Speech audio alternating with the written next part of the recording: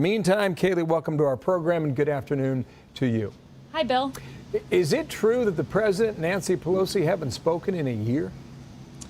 Yes, you know, if they haven't spoken in a while, she's shown herself to be unserious. But as she noted, she's been talking to the president's top negotiators. We were able to get through 3 stimulus packages prior to today. There's no reason we can't do another one.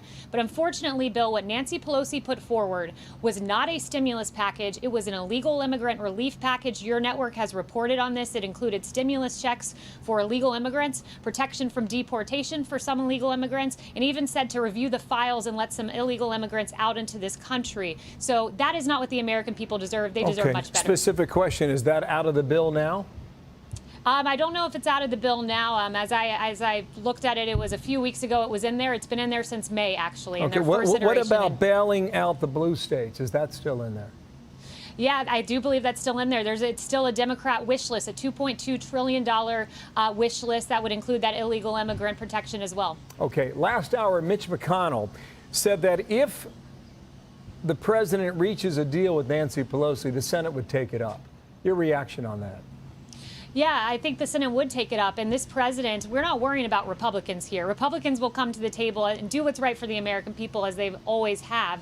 But what we're dealing with now is a crisis among Democrats. You had Mitch McConnell, who came out and noted this just a few moments ago, that Senator Schumer wanted to adjourn the Senate, go home, pack up until Election Day, because this is about one thing for Nancy Pelosi and Chuck Schumer, making sure this doesn't happen before Election Day, because they care more about winning an election than relief for hurting Americans. Just back to Mitch McConnell, however, the weekend has said, you got a $2 trillion, forget about it. He cannot pass that in the U.S. Senate.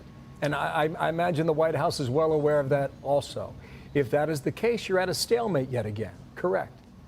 Look, we're taking this step by step, but the $1.8 trillion is what's out there now. The president said he's willing to go higher, and I can tell you that this president, who has the commanding support of the Republican Party and Republican voters, can make sure that this gets done. But we certainly need Democrats to come to the table, and then we can get around to the Republicans. I know that's not your business. We'll find out what happens in the Senate, whether or not something happens over the next 14 days. Meanwhile, on this debate, what does the White House make of the mute button that will be in effect 2 nights from now?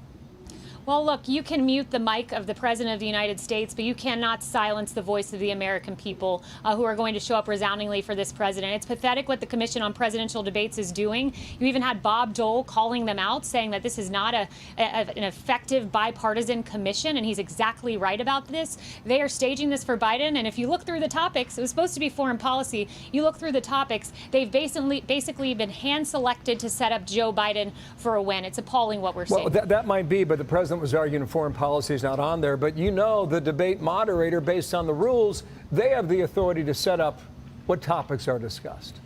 Yes, and they set it up, didn't they? And they set it up exactly for Joe Biden. President Trump basically ensured that foreign policy would not be the topic of the debate when he negotiated not 1, but 2 Middle East peace deals.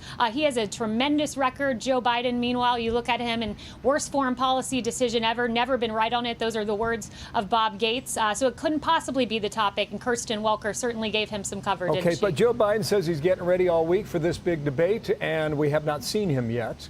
We'll see whether or not that breaks by Thursday. What's the president doing to get ready for this? The president's talking to the American people. Last night, I just watched him take questions from reporters all throughout the day.